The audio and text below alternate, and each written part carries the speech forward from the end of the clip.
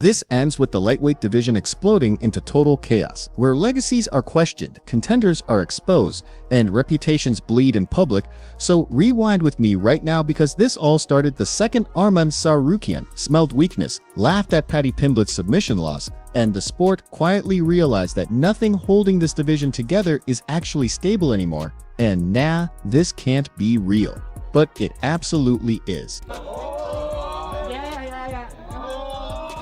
It's nice to actually get beat for once. It sounds weird to say.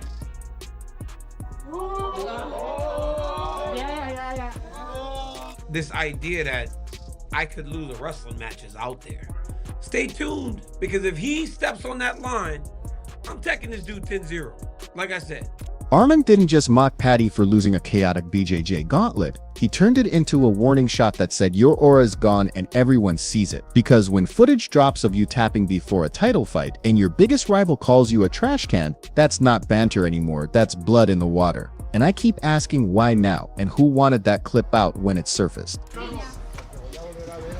Muy pronto, entonces no estoy nada agobiado, estoy muy tranquilo, por favor, si me dejáis paso. Te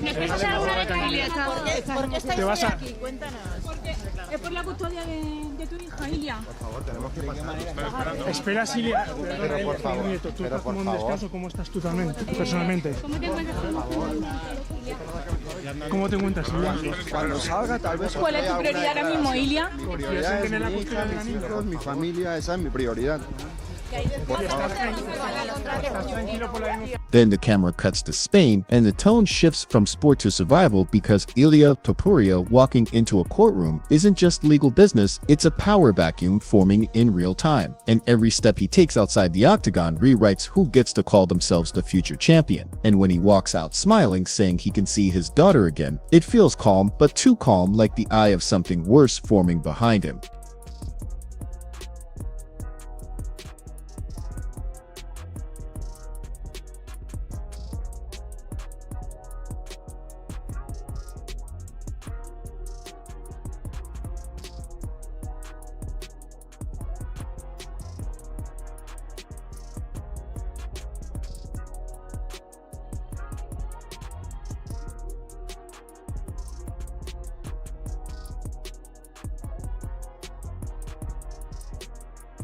Because don't get distracted by the smile or the silence from the other side.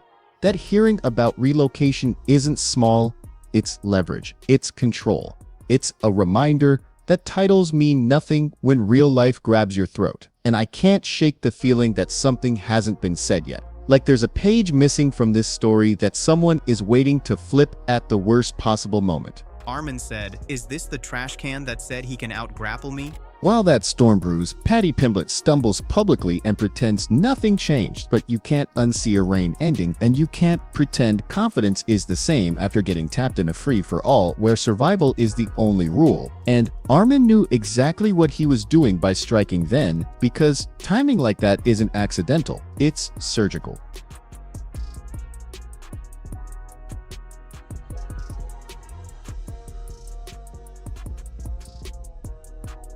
And then out of nowhere, the timeline fractures again as Jon Jones and Daniel Cormier share space like old enemies pretending peace, which should feel wholesome but instead feels dangerous. Because when people who hate each other stop yelling, it usually means they're planning something else. And Jones talking friendship sounds nice until you remember how many times nice was just the mask before the knife. I think it'd be great to have Daniel Cormier part of this show. Obviously, him and I have a rough history. I know he doesn't like me very much. We've beaten him twice, but I think him coming out here to Thailand, filming with me, will be a great opportunity for us to mend this jacked up relationship. But I have no problems with him. If anything, him coming out here would give us both an opportunity to maybe start a friendship. Cormier says the fire is gone because he's retired. But listen to his voice when competition comes up and tell me that switch is really off. Because the second wrestling gets mentioned, he lights up like it's unfinished business. And unfinished business between those two has a habit of turning everything it touches into headlines and broken promises. Being around Jon Jones it's different because we had such a bad history. But the reality is I'm done fighting now. And it's like that part of it's gone, so it's not nearly as nasty. But I think that we've done a good job of being professional as much as we can. Obviously, we argue a lot, but that's just the status of our relationship. But I think that we've gotten to a point in our lives where we can be in the same area without trying to fight each other. When DC says he'd wipe Jones in real American freestyle wrestling and jokes about 10-0, that's not comedy, that's bait. And I don't believe for a second Jones hasn't heard it, processed it, and filed it away for later. Because Jones never forgets a challenge, and he never answers them the way you expect. Cormier сказал, что с Джоном Джонсом поборолся бы и, цитирую, надрал бы ему задницу. Как ты думаешь, насколько вот, если эта борцовская схватка произошла бы все-таки, она, возможно, может произойти в Лиге РАФ, Cormier был бы успешен? Ну, знаете, такое противостояние, где только в борьбе Cormier может потянуть Джон Джонсом, потому что Джон Джонс хорошо борется, но борьба это стихия Cormier, и это парень олимпийского уровня, это большой уровень.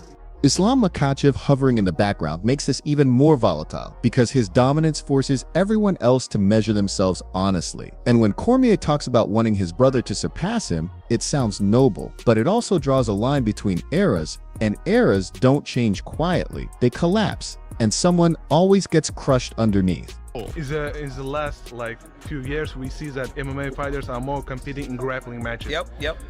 For you, if there's a right offer, would you like to grapple with somebody? Grappling?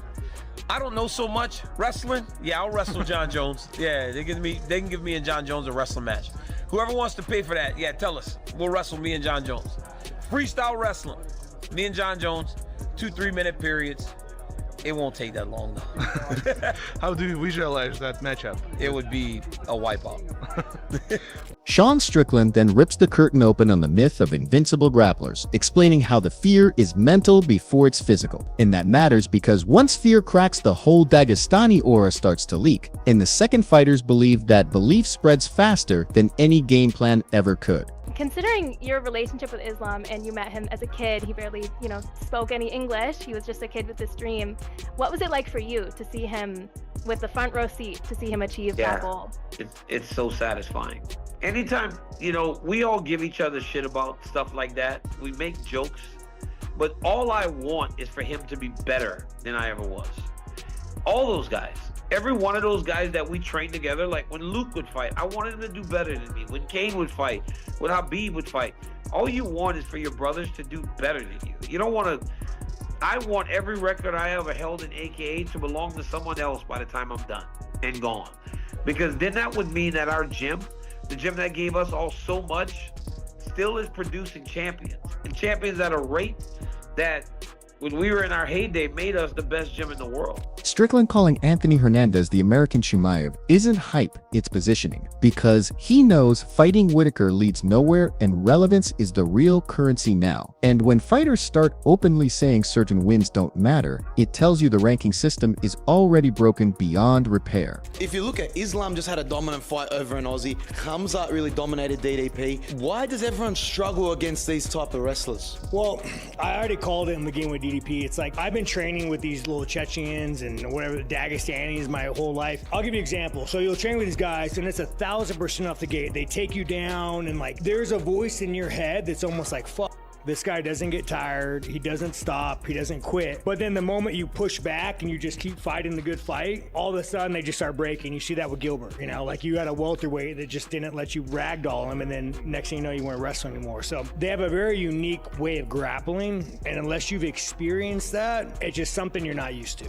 Then Strickland admits he took fights injured because saying no isn't allowed, and that sentence should chill you because it exposes how much pressure lives beneath the smiles. And if fighters are admitting this casually, now what else are they hiding that hasn't slipped yet? What other truths are sitting there waiting to crack? Oh, I don't want Whitaker. You don't want Whitaker? It doesn't do anything. I beat Whitaker. There's no title shot ahead of that. It doesn't do anything. Good thing about Fluffy, guy's on a 50-fight winning streak. You're next in line. He's like the American Chimaev. That's the fight. It's like the girl at the party, everybody's fucked, and you're just maybe if a 3 a.m. hits, and there's nobody left, I might try it. Yeah, you're saying Whitaker's body counts is too high. Yeah, Whitaker's body counts too high. Paddy then drops the most dangerous line of all by saying he might retire Justin Gaethje, and that's either fearless confidence or complete delusion. But either way, it forces the fight into legacy territory, because you don't threaten to end a legend unless you're ready to live with what happens if you fail spectacularly. I deserve this, but before the Dragus fight, I was fucking riding with Axel Hodges and I broke my shoulder.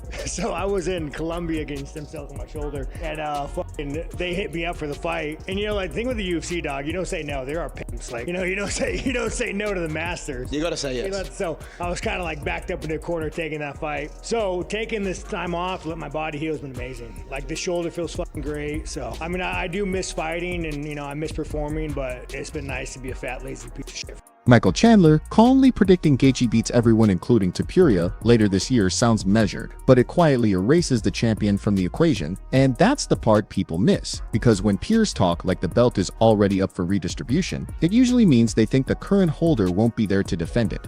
He's a special fighter, right? Yeah, he's unbelievable, absolute legend of the sport, legend of the lightweight division, and it's an honour to get in the cage with him and fight him, but feel bad saying it because I've said it already. I think I'm going to retire him. Is that where you think he is in his career? You think he's... Yeah, I think he could be on the verge, on the precipice of retiring. He said himself he was going to retire if he didn't get a title shot. So when I beat him, he's not going to get another title shot, is he? So Cormier circling back to say Arman versus Ilia is the real fight. Feels like a prophecy more than analysis, because it implies the division has already moved on mentally. And once the sport moves on, it doesn't wait for explanations, it just keeps rolling over whoever falls behind. Gaethje, Paddy, what do you think it looks like? Oh man, more skilled, more experienced. I think better fighter all around, Justin Gaethje. But I also have been on record and said that Paddy Pimblett is better than a lot of people think he is. Because of his, his haircut and the way he talks, and some of the strength of schedule. People don't give him a lot of credit, but when I fought him in April in Miami, I'm not going to say that I was surprised, because I was expecting the best version of Paddy, but he's better than a lot of people give him credit for. He's got long reach, good kicks, pretty darn patient and composed in there. But Gaethje's a whole different animal. So if I had to bet, which I can't, but if I had to lean one direction, I'd go Justin Gaethje, interim champion, and then he beats Ilia Topuria later on this year. All right. Okay. We see that Arman Tsarukyan is so active in grappling, Listen, man, this guy might just be the best lightweight in the world. Since Islam's gone, he's really good, man. He's big, he's strong, he's physical. The champion, Ilia Topuria, is tremendous. I think Ilia and Arman are the two best guys in the world. I think they need a fight at some point, because I think Paddy Pimblett is awesome. Justin Gaethje is awesome. Arman and Ilia seem to have something, and not only something in terms of skill, but between the two that we could build a great fight around, right? So yeah, I think Arman's fantastic though, man. He's good. He looked great against Dan Hooker too. And that's where this leaves us suspended, because nothing here is resolved. Paddy's aura is cracked, Arman is circling, Jones and Cormier are flirting with unfinished violence. Ilia's future is tangled in forces bigger than fists, and I can't shake the sense that one more reveal is coming that flips all of this upside down again. Maybe tomorrow, maybe tonight, maybe right after you stop watching.